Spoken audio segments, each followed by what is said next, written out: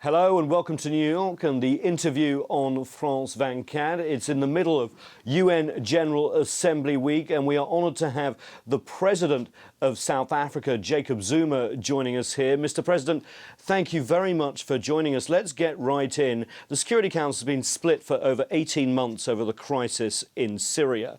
Is this a symptom of a broken organisation? And what would you do? You're on the Council at the moment. What would you do to reform the organisation, and can the whole 15-member body do something on Syria? Well, thank you very much for the opportunity to be here. Thank you. Well, I think the fact that the Security Council has not been able to take a very decisive decision, I think is an indication of the issue we've been raising, of the need to reform the Security Council. The manner in which it is structured at the moment, I don't think in some cases it is a correct institution to solve the problems. Because, like Syria? Absolutely, like the one of Syria. Because they are divided and there is no mechanism to remedy that division. Because the method is wrong, because firstly it is not well represented in terms of the global kind of countries. So who would you like to see? More African countries? It's also not democratic, which is more decisive point. It's not democratic. You mean the veto? Absolutely. You are living in the democratic stage where in everything, everybody says we need democracy. Is this one institution that everybody avoids to say it is undemocratic? But if you didn't have a veto, there could be a war in Syria now with... No, you could have taken a decision to stop Syria. The whole world would have said this is a decision that would be implemented by everybody. And whoever in Syria was doing anything, there will be an overwhelming decision by the world to say this is the way things go. Now, if we have got different interests, which at times could be very subjective, could be very national, could in fact make the situation like the one in Syria continue forever. That's a point we're making.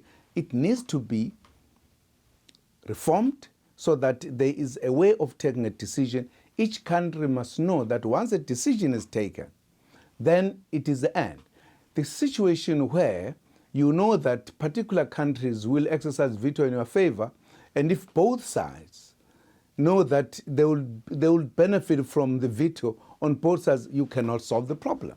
That is the issue. And no one's going to back down at the moment because they have the veto. It's harder. You also say they should work a lot more with regional organisations. But we've seen the Arab League try and work with the UN Security Council over Syria, and yet there have been 3 vetoes on Arab League language. And South Africa has been on the side of Russia and China.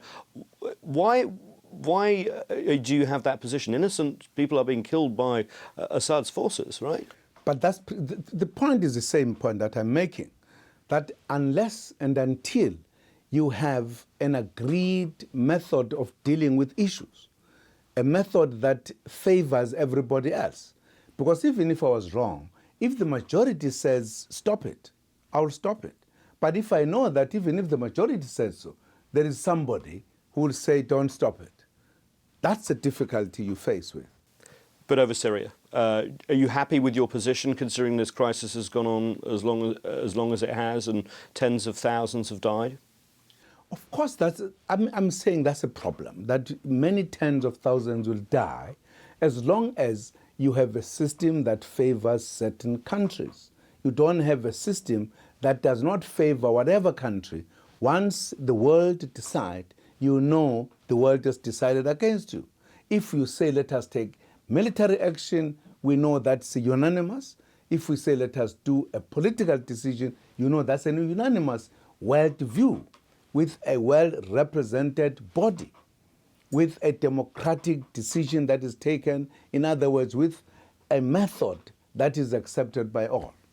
Let's move on to African issues as well, because obviously the crisis in Mali at the moment. Francois Hollande, the new French president, who's been in town this week, you've met him, said that he would like the ECOWAS intervention force, once it's signed off by the Security Council, to be on the ground in weeks, if not months. You have a different position on Mali. You think there's ways to go on negotiation still, right? Well, many people have said we are differing. I'm not sure. It's a question of the sequence, as I understand. I believe that in any situation, we don't just go militarily. You first say, look, this is what we think you must do. If, for an example, there is an attacking side, to say, stop it. Like in Mali, if there are people who have, like rebels, come in, taken a part of the country, you need to take a decision to say, you stop it, you move back, you disarm yourself, whatever. Let them say, no, we don't want to do it. Then you know what the next action is. If they're armed, you then have to take the military action. I think why people say this is because the matter has been there for quite a while. And there has been intransigent on the other side. But there has been no United Nations decision that is supported by everybody else that we can say they have not agreed to implement. So that's a point. It's not necessarily the disagreement. It's a question of the sequencing of it. We are saying, some of us, you need to take a decision to say to them, stop what you're doing, give them the ultimatum. If by this time you don't move, then the next action comes. That's the point we're making. And if action does come, would you provide troops? Because ECOWAS, it looks like they can't bring more, and there is talk of African Union joining with ECOWAS. Would you be open to that idea? You know, once the UN has taken the decision, I don't think there will be any difficulty to implement anything. We have provided forces in Africa in some of the instances. If that was the case, and if it was a UN decision, I don't think for us to solve that problem, we'll have a difficulty to join other forces to be part of the force that will solve the problem. Elsewhere on the continent, Rwanda and the DRC, the Democratic Republic of Congo. Rwanda is probably going to be on the Security Council in an African seat, and you're coming out. So maybe this is a loaded question. Do you think they deserve to be on the council, given the UN report in June, which basically said they were arming the M23 militias in the eastern part of the country? Well, that's an open question again, because both the Great Lakes Initiative region, which is East African region, as well as SADC region, have done investigation, and we have talked to Rwanda, and they're denying. They are denying the fact that the reports, the indications by the reports are correct. They say they are not involved. So we are not talking about this situation where there has been investigation and allegation and they've been admitted. So whilst that is happening, then there's a process which started long time ago, which was endorsed by Africa, so to speak, in support of the region. And of course, once the matter is still allegations and counter-allegations, it's difficult to take a decisive decision with regard, for an example, of the membership of the Security Council. So you think that Rwanda being on the council won't hinder the process? It shouldn't. I would imagine once Rwanda is in the council, whatever else, if the allegations, whatever the allegations are, it means the fact that Rwanda will be the member of the Security Council, it has to act very correctly, very appropriately, without itself being found to be on the wrong. So I would imagine that very situation itself would say the manner in which Rwanda does things should take that into consideration, that it's going to be the kind of a country in a council where it is expected to take very fair decisions without fear or favor, decisions that will be respected by other countries. The world's eyes were on South Africa recently. There was violence at the Lommen mines. There were pictures on there that reminded some people who used to march for the end of apartheid but violence again in the townships and the hostels. What would you like to say to the world about the situation in South Africa regarding the Lommen mines? Well, I would say definitely this was an incident, unfortunate incident that happened. and of course, precisely because it was an incident that nobody expected. That is why we've taken very swift action. We have, for an example, established a judicial commission of inquiry to establish the facts as to what actually happened, so that we can deal with those that will be found that they were responsible for such an action. Because we cannot allow such an action to happen again. Were the mistakes made by the police? Did they go in too heavy, do you think?